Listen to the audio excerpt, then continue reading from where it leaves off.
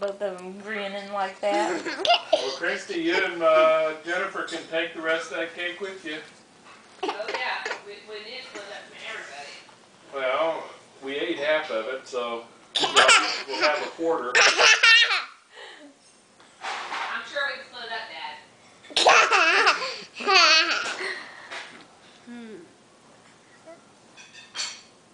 Boo!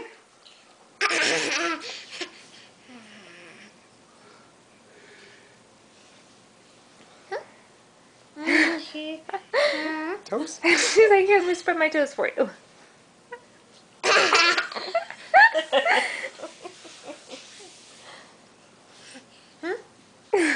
Cows?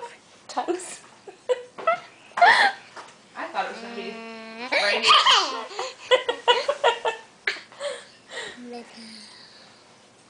Does that have any fruit flavor to it? Okay. So